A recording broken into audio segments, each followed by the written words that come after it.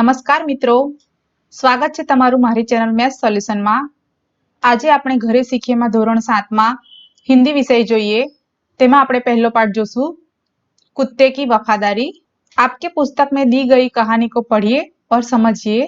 અહીં પણ એક પ્રવૃત્તિ આપી છે कुत्ते की वफादारी। प्रवृत्ति 1, नीचे दिए गए चित्रों को देखें। ये चित्र कहानी की नींव रखते हैं। आपको यह चित्रों को देखकर एक नई कहानी बनानी है। कुछ बातें ऐसी भी होगी जो आप अपने आप सोचकर लिखेंगे। મિત્રો, અહીં થોડા ચિત્ર આપેલા છે। આપણે ચિત્રમાં જોઈએ તો આપણને એક માણસ જોવાય છે અને તે સાપને દૂધ પીવડાવતો હોય તેવું આપણને લાગી રહ્યું છે। આ ચિત્ર જોઈને આપણે કલ્પના કરીને કહાની પૂરી કરવાની છે। ચાલો આપણે તેને બનાવીએ। किसान और सांप। एक गांव में रामलाल नाम का एक किसान रहता था। उसने अपना घर खेत में ही बना लिया था। उसके खेत में एक सांप भी रहता था। वो सांप को हर रोज अपनी गाय का दूध पिलाता था। सांप भी खेतों को चूहों से बचाता था। वो दोनों दोस्त बन गए थे। एक दिन रामलाल के घर पर चोर आए। रामलाल उसके घर के बाहर सो रहा था। रामलाल को गहरी नींद में सोता हुआ देखकर चोरों ने उसके घर में अंदर जाने का फैसला किया। रामलाल उसका सारा पैसा उसके एक पिटारे में रखता था। वो पिटारा चोरों के हाथ लग गया। चोर पिटारों को खोलने की कोशिश में थे, तभी वहां पे सांप आ पहुंचा और चोरों को काट लिया। दर्द की वजह से चोर की जोरों से चीख निकल गई। यह सुनकर रामलाल तुरंत जग गया। उसने अंदर जाके देखा तो चोर लड़खड़ाते हुए भाग निकला और रामलाल का पैसा सांप की वजह से चोरी से बच गया। रामलाल को सांप की दोस्ती काम आई। હવે આપણે देखिए, स्वयं प्रयत्न कीजिए। पाठ 3 में आए कुछ मुहावरे नीचे दिए गए हैं। इनका अर्थ लिखे और वाक्य में प्रयोग करें। 1, कोई चारा न होना, कोई रास्ता ना होना।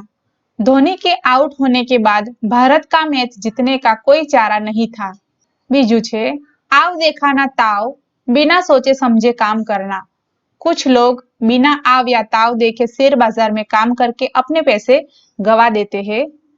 त्रीजू छे, मार खा जाना यानी नुकसान होना। कोरोना महामारी में कई व्यापारी धंधे में मार खा गए। હવે આપણે પ્રવૃત્તિ 2 જોઈએ। नीचे कुछ लिंग आधारित शब्द लिखे हैं, उनकी जोड़ी का शब्द लिखिए। ઉદાહરણમાં આપ્યું છે અભિનેતાનું થશે અભિનેત્રી, તેવી જ રીતે આપણે બનાવીએ। ગાય તો બેલ, મોર તો મોરની, ઘોડા તો ઘોડી, રાજા તો રાની, देवता तो देवी, नाग तो नागिन, शिक्षक तो शिक्षिका, कुत्ता कुत्ती, शेर तो शेरनी। दोस्तों, हम यहाँ संज्ञा के बारे में जानेंगे। હવે આપણે સંજ્ઞા વિશે જોઈએ તો આપણે જોઈએ કે સંજ્ઞા કોને કહેવાય। સંજ્ઞાના બે પ્રકાર છે। કોઈ વ્યક્તિ, વસ્તુ, ગુણ, ભાવ કે ક્રિયાને ઓળખાવતા પદોને સંજ્ઞા કહેવાય છે। किसी भी खास व्यक्ति, प्राणी या स्थान को सूचित करने वाली संज्ञा को व्यक्तिवाचक संज्ञा कहते हैं। कस कोई एक ज व्यक्ति ने दर्शावे ते संज्ञा ने व्यक्तिवाचक संज्ञा कहवाय। जो शब्द संपूर्ण जाति का बोध कराते हैं उन्हें जातिवाचक संज्ञा कहते हैं। એટલે કે જે સંજ્ઞા આખો વર્ગ કે જાતિ દર્શાવે તેને જાતિવાચક સંજ્ઞા કહેવાય। હવે આપણે તેના ઉદાહરણ જોઈએ। અહીં આપ્યું છે એક, नर्मदा अमरकंटक पर्वत से निकलती है। यहाँ नर्मदा व्यक्तिवाचक संज्ञा है। तेवी ज रीते અહીં જોઈએ, सभी छात्र आज देर से आए। यहाँ छात्र जातिवाचक संज्ञा है। छात्र એટલે કે અહીં વિદ્યાર્થીઓનો જે આખો વર્ગ છે તેની વાત કરવામાં આવી છે, તેથી અહીં છાત્રને જાતિવાચક સંજ્ઞા કહીશું। હવે આપણે જોઈએ, नीचे दिए गए शब्दों को व्यक्तिवाचक संज्ञा और जातिवाचक संज्ञा में अलग कीजिए और इसके अलावा हर एक के 5-5 उदाहरण दीजिए। અહીં વ્યક્તિવાચક સંજ્ઞા અને જાતિવાચક સંજ્ઞામાં આપણે તેના નામ લખવાના છે। વ્યક્તિવાચક સંજ્ઞામાં આવશે ભારત, હિમાલય, રમેશ, તાપી, અમેરિકી। કારણ એક જ વ્યક્તિ, વસ્તુ અથવા તો દેશને દર્શાવે છે, તેથી તેને વ્યક્તિવાચક સંજ્ઞામાં સમાવેશ થશે। તેવી જ રીતે જાતિવાચક સંજ્ઞામાં નદી, સૈનિક, ગાય, પર્વત, પેડ, કુત્તા, ફૂલ વગેરેનો જાતિવાચક સંજ્ઞામાં સમાવેશ થશે। કારણ કે નદી એટલે કે બધી જ નદીઓ, સૈનિક એટલે બધા જ સૈનિક, ગાય એટલે બધી જ ગાયો, તેવી રીતે જે શબ્દ કે જે સંજ્ઞા આખો વર્ગ કે જાતિ દર્શાવે તેને जातिवाचक संज्ञा कहीशु। હવે આપણે જોઈએ पाठ 2 कथनी और करनी। आपके पुस्तक में दिए गए पाठ को पढ़िए और समझने का प्रयत्न कीजिए। प्रवृत्ति 1 અહીં गद्यांश आपेलो छे तेने આપણે વાંચીએ। महानगरों में भीड़ होती है, समाज या लोग नहीं बसते। भीड़ उसे कहते हैं जहां लोगों का जमघट होता है। लोग तो होते हैं, उनकी छाती में हृदय नहीं होता। सिर होते हैं लेकिन उनमें बुद्धि या विचार नहीं होता। हाथ होते हैं लेकिन उन हाथों में पत्थर होते हैं विनाश के लिए। यह हाथ निर्माण के लिए नहीं होते। यह भीड़ एक अंधी गली से दूसरी अंधी गली की ओर जाती है, क्योंकि भीड़ में होने वाले लोगों का आपस में कोई रिश्ता नहीं होता, एक दूसरे के कुछ नहीं लगते।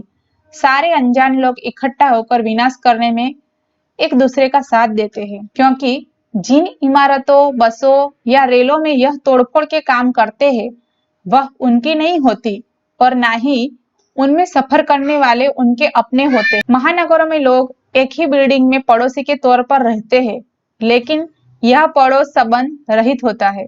पुराने जमाने में दही जमाने के लिए लोग जामन मांगने पर पड़ोस में जाते थे। फ्लैट में फ्रिज है इसलिए जामन मांगने की जरूरत नहीं रही। सारा पड़ोस, सारे संबंध इस फ्रिज में फ्रीज हो गए। હવે આપણે આ ગદ્यांશના આધારે પ્રશ્નોના જવાબ આપીએ। પહેલું છે ગદ્यांश का शीर्षक दीजिए। આપણે તેનું યોગ્ય શીર્ષક આપવાનું છે। તો અહીં શહેરીકરણની વાત કરવામાં આવી છે અને તેમાં રહેતા લોકોના સંબંધ વિશેની વાત કરવામાં આવી છે। તેના આધારે આપણે તેનું શીર્ષક આપીશું शहरीकरण के साथ लुप्त होते संबंध। बीजू छे महानगरों में भीड़ होती है, समाज या लोग नहीं बसते। इस वाक्य का आशय स्पष्ट कीजिए। એટલે કે महानगरों में जो लोग बसते हैं उनमें सामाजिक भावनाएं नहीं होती। त्रीजू छे भीड़ में बुद्धि या विचार नहीं होता। ऐसा कौन सी बातों से स्पष्ट होता है? भीड़ बिना सोचे समझे नुकसान पहुंचा सकती है और किसी भी वस्तु की तोड़फोड़ कर सकती है। इसी बात से स्पष्ट होता है कि भीड़ में बुद्धि या विचार नहीं होता। चौथुं छे जमघट और समाज में क्या अंतर होता है? जमघट में सिर्फ लोगों की भीड़ होती है, पर समाज में लोग एक दूसरे के साथ मिलजुल कर रहते हैं। पांचवुं छे फ्रिज आने से क्या हानि हुई है? पहले के समय में लोग दही जमाने के लिए जामन अपने पड़ोसी से मांगने जाते थे, लेकिन अब फ्रिज आने से लोगों ने दही जमाना ही बंद कर दिया और लोगों के बीच जो व्यवहार चलते हैं वही बंद हो गए। मतलब कि जो सामाजिक भावनाएं थी वह भी अब खत्म हो गई है। प्रवृत्ति 2 कथनी और करनी पाठ का संक्षेप करके अपने शब्दों में लिखिए। એટલે કે જે કથની और करनी पाठ છે તેનું અહીં ટૂંકું રૂપ કરીને આપણે લખવાનું છે। एक लाखा बंजारा था, वो व्यापार का काम करता था। उसके पास एक कुत्ता था, किसी कारण उसके व्यापार में बहुत नुकसान हुआ। उसको पैसे की जरूरत पड़ी। पैसे उधार मांगने वो एक सेठ के पास गया। उसने अपने कुत्ते को गिरवी रख के पैसे लिए। एक दिन सेठ के घर पर चोरी हुई। चोरी का सामान ढूंढने में कुत्ते ने सहायता की।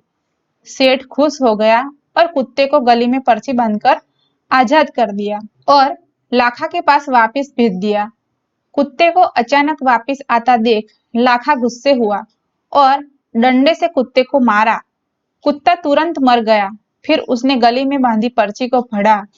लाखा को बहुत अफसोस हुआ। फिर उसने अपने वफादार कुत्ते की समाधि बनाई। મિત્રો મારો આ હિન્દીનો વિડીયો તમને પસંદ આવ્યો હોય તો મારા વિડીયોને લાઈક, તમારા મિત્રો સાથે શેર કરવાનું ભૂલતા નહીં। ફરીથી નવા વિડીયોમાં નવી પ્રવૃત્તિ સાથે મળીશું। ત્યાં સુધી આવજો।